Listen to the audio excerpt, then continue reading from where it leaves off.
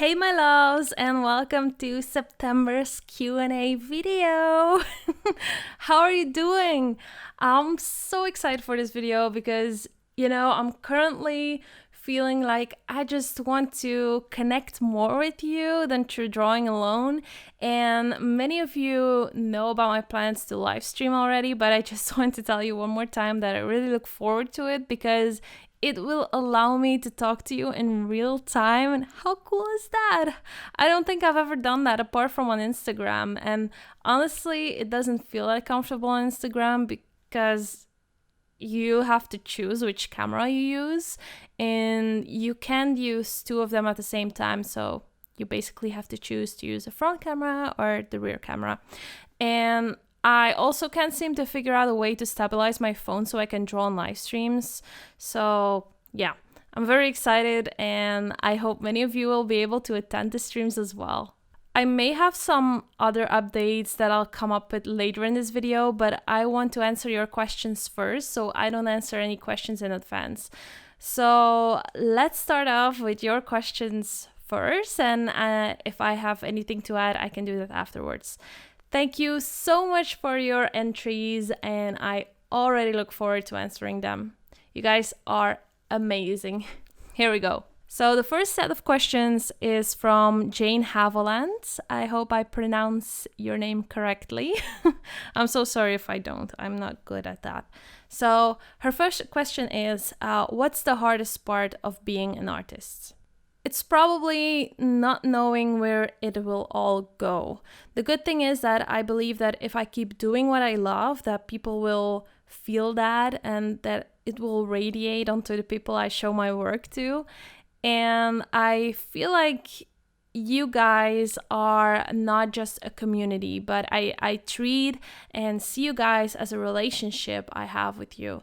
And if you put effort into a relationship and show and give love, it goes on. I believe that. But there are other factors that you have to count on as well, where we had art galleries and magazines and newspapers to showcase our works back in the days. We mostly have social media these days. And me and so many artists have no idea where it will all go in the future.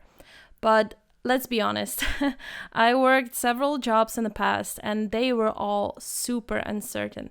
So I don't want to lie awake from the future that much, even though I seem to get caught up in those thoughts once in a while. But I will just go where the wind blows and follow the trends on showcasing artwork for it to be seen. Her second question is, who's your biggest inspiration, art or just life?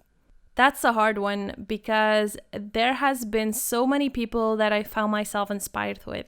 There has been Jill Elfgren, for example, but there has also been Gemma Coral, and they are still a huge inspiration, of course, but I grew up to love and get inspired by so many more amazing artists and now colleagues. My first inspiration was my older brother, who I sadly have less contact with nowadays. He was an amazing artist and so good at drawing. I always looked up to him. He never tried social media and doesn't believe in its magic, and also doesn't quite believe in building a community, I guess. But he does have talent, and I feel sad at times to be in less contact with him, even though I tried a lot to get closer to him in the past, but I kind of gave him the space I guess he needed. And now I just hear him from time to time and we're still friendly. There hasn't been any issues between us either. So, but he's like a little distance, I guess, from the people around him, which I totally respect. He doesn't draw a lot anymore, but he'll always be my first inspiration as an artist. Her third question is, what's your go-to self-care activity? First of all, and probably the most easy one, is to sit back and read a book. The second harder thing is to go back to my true self and back to the present. I find myself wondering and thinking about the future a lot, and also thinking about the past and what I could have done differently as well. But then I put on a guided meditation, some nature sounds, one of which I love is rain sounds, and I try to relax and bring me back to the present time where everything is quote unquote perfect the way it is, and I'm not in danger, I'm healthy, I'm surrounded by amazing people, online, offline, doesn't matter. I have a roof over my head, I'm happy and loved, and nothing can fear me to the extent of me not being able to survive it. And I survived a lot, and here I am, super strong. That's what I tell myself a lot. That's what I tell myself when I have anxiety or panic attacks, or when I feel hyperventilation rising up in an alley at the supermarket, because I hate doing groceries. Putting yourself back on your 2 feet into present time is a great help, but it's also very hard to do it. And it took me quite some time to get to the point that I was actually able to do it. The second set of questions is from the grumpy human alpaca. I love your username. And his or her first question is, how are you feeling? I'm good, thank you. I do feel a little uncomfortable in my apartment nowadays. So I've shared in my latest podcast, and I find myself feeling tired because of the lack of sleep, but I'm actively searching for a new place, so that's good. And I hope you're doing great as well. The second question is, what keeps you inspired to keep moving on a bad day? You guys.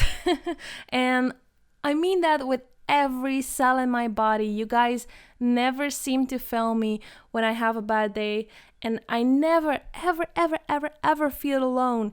Even though it's the first time in my life that I work alone, and it has been the very first time ever that I've been single for a very long time as well last year, and not for 1 second have I been lonely because I have you guys. You're truly amazing. Thank you so much for that. The third question is, are you planning to work on a new kind of theme like you did Area 51 recently? It's so cool.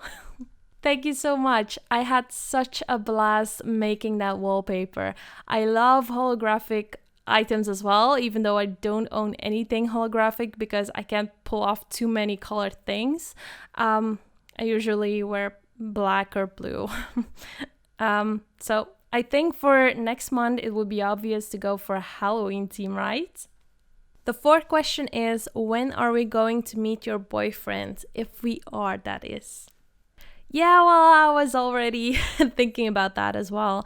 I think I will share a picture of him shortly. I would love that. I think it's time for you guys to meet him soon. I just will have to take a nice picture of us and then upload it. Yeah. The next question is from Lauren Savory, and her question is, if an actor was going to play you in a movie, who would it be? Oh gosh, I love this question, Lauren.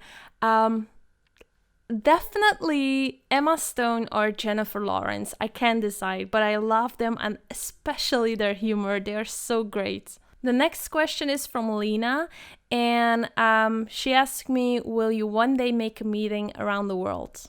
Oh, I'd love that. I would love to take some time to travel and meet up with you guys, but I don't know how I'll be able to survive that. I would probably just go someplace and then see who wants to meet up with me.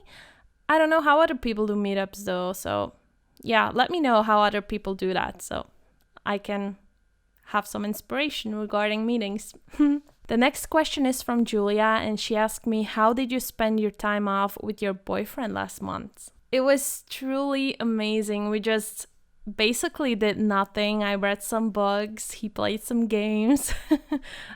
We chilled together, and I had the best time off, and I came back to being inspired and motivated to draw and create more. And during that time off, I cried a lot because of all the emotions I probably sucked up through the years. And then when I was quote unquote emptied, I felt that I had place and room for some more inspiration.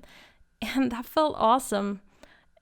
Sadly, life doesn't wait for you to take a breath though. So, yeah. But I'm energized. I'm looking forward to my new project. So that's awesome. The last set of questions are from Robert, and his first question is: in your last podcast, you mentioned that your comics are 300% you. As they are your alter ego, they readily convey emotions along with anecdotes of life. When you create work other than your comics or about yourself, such as commissions, is it any different for imbuing the work with your heart and soul? If so, how is it different? Oh, that's a great question, Robert. Somehow doing commissions is kind of different because you're drawing from your imagination when I make comics. But during commissions, you don't use your imagination, except if you need it for a part of the commission. Like, for instance, when people ask for a comic where they feature in, and I always have some pictures I have as a reference. And I kind of put their love in the portrait and the energy they radiate onto the artwork. Then I put my own love and feelings and my style in it as well. It's like, it's kind of making dinner as a chef for someone else. You can't eat it yourself, but the love you receive and put into it as well is immense. This is also partially true with my artwork I put online and the content I put for the world to see, but that way we all get to have a taste of it, and it's a mutual thing and a shared experience. I hope this makes sense in some way. His second question is: whatever happened to the which outfit is Prudence going to her next comics? I probably missed it, but the last one I can find is the poll from May 29th. Yeah. It's something I need to catch up on, in all honesty. It isn't in my patron tiers, but I love to experiment with it. And I didn't always love the result, though. I prefer drawing Prudence without clothes, I guess. And I love her doing yoga poses and daily life stuff more than letting her pose in outfits. Yeah. I did love making the drawings, but I kind of find myself wanting to draw her more naked.